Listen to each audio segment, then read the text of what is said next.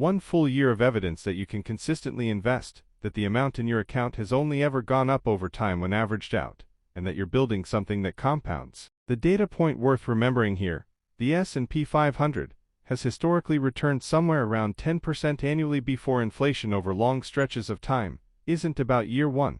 It's about what that 10% does when you let it run for decades. And that's exactly where we're going next. So let's talk about year 5, because this is where things start to feel real. At $100 a month, you've now contributed $6,000 of your own money, but assuming an average annual return around 7 to 10%, which is a reasonable long-term assumption for a diversified stock market investment, your account is likely sitting somewhere between $7,000 and $8,000. That gap between what you put in and what you now have is the first real, tangible proof of compounding, and it's the moment a lot of people finally feel like this is working. The two paths at year 5 look like this.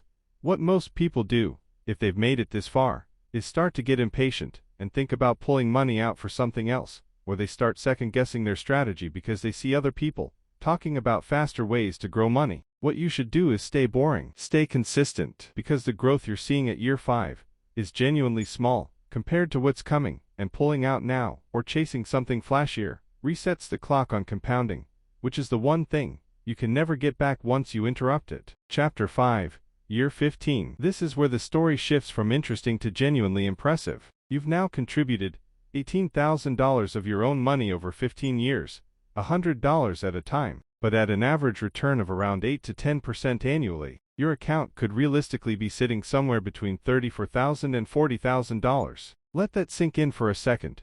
More than double what you actually put in, without you doing anything except letting the automation run in the background. This is the point where the two paths from earlier in your journey have completely diverged. The person who quit at month 6 has $0 from this account. The person who paused during a rough year has some fraction of this. But you, the person who stayed boring and consistent, now has a 5-figure asset that exists almost entirely because time did the heavy lifting. This is also usually the point where people start increasing their contribution, because now they've seen the proof with their own eyes, and $100 starts to feel less like a maximum, and more like a starting point. And now Chapter 6, the big one, Year 30. Over 30 years, $100 a month adds up to $36,000 of your own contributions. That's it. That's all the money that ever came out of your pocket. But assuming an average historical return around 9 to 10% annually, compounded monthly, your account could realistically be sitting somewhere between $200,000 and $220,000. I want to say that again slower.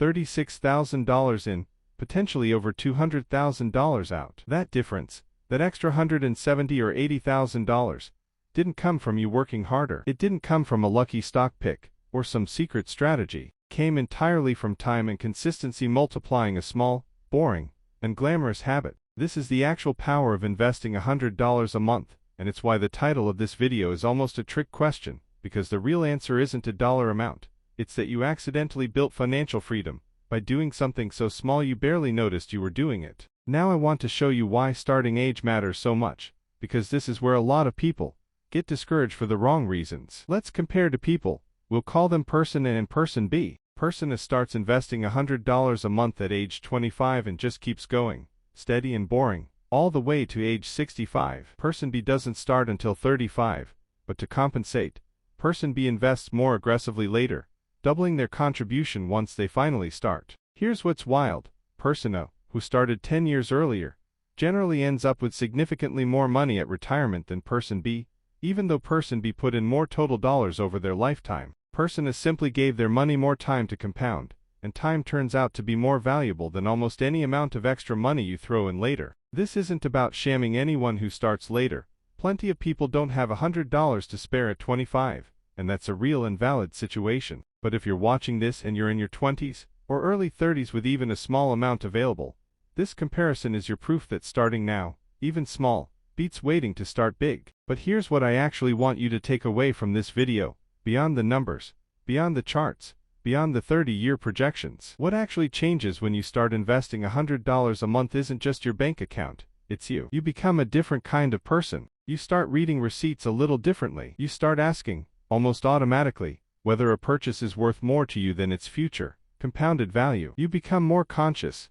not restrictive, just aware of where your money goes and why. And that awareness bleeds into every other financial decision you make: how you negotiate your salary, how you think about debt, how you plan your future. The $100 a month is really just the entry point into becoming someone who thinks in decades instead of days. And I'll leave you with this: waiting to start investing because you don't have enough is a little like refusing to see a doctor about a broken bone, because you're not bleeding badly enough yet. The damage of waiting doesn't announce itself loudly. It just quietly costs you years you can't get back. Look, I'm a teacher. I'm not a hedge fund manager, and when I started, I was just as confused and intimidated as you might be right now. I didn't understand ticker symbols, I didn't understand expense ratios, and I definitely didn't think $100 a month could ever add up to anything meaningful. So if any part of this felt overwhelming, that's completely normal, and it's exactly why I put together a free, simple guide that walks you through opening your first investment account and picking your first fund,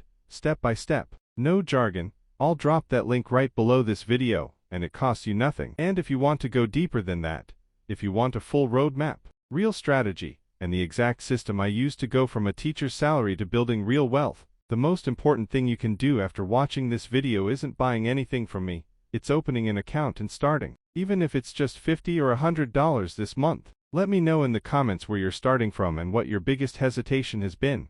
I read every single one. Thanks for watching, and I'll see you in the next video.